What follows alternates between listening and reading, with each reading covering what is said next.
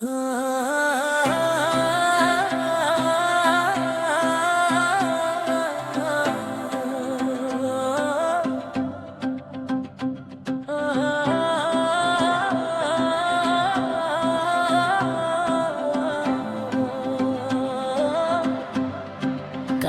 मोर गनीमावत हसरे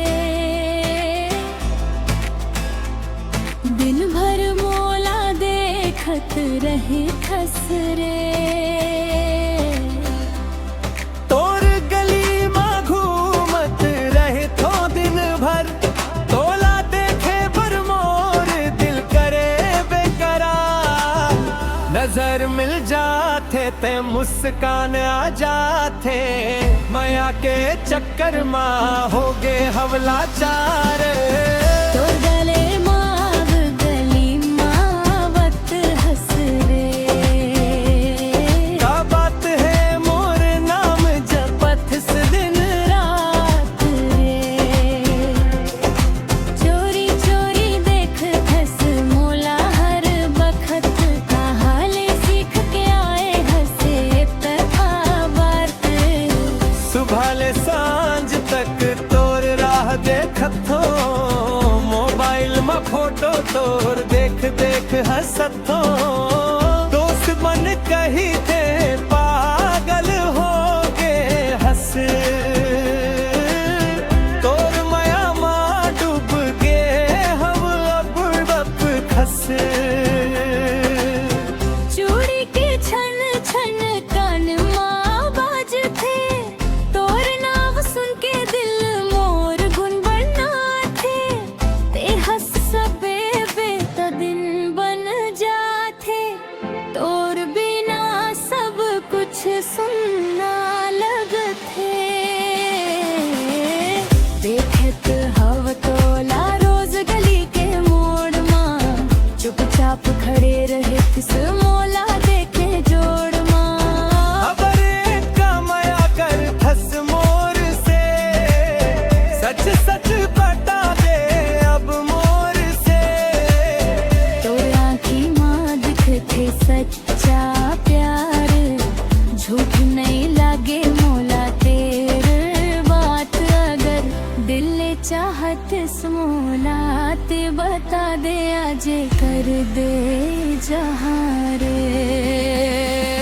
तोर गली में घूमत रही थो दिन भर, माया के रंग में रंग गे जिंदगी हमर।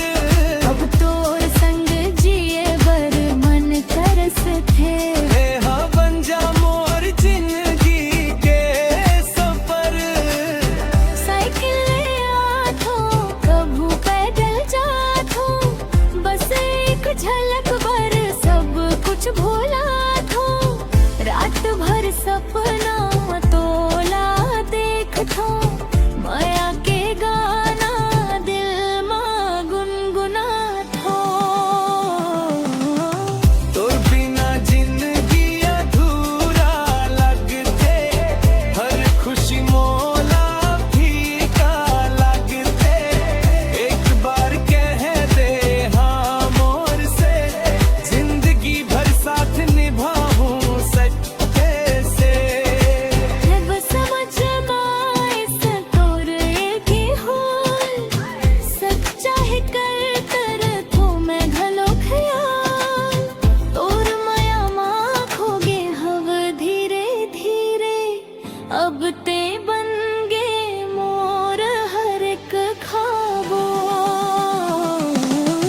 साथ निभाबो हर जन्म माँ, दुख सुख बांटबो संग संग माँ।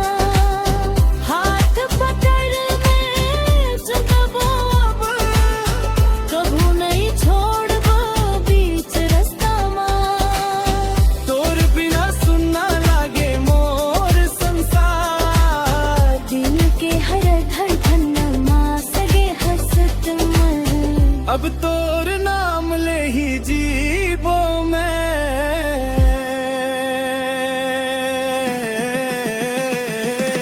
चला गमे बर नदी किनारा, हाँ संग ले चल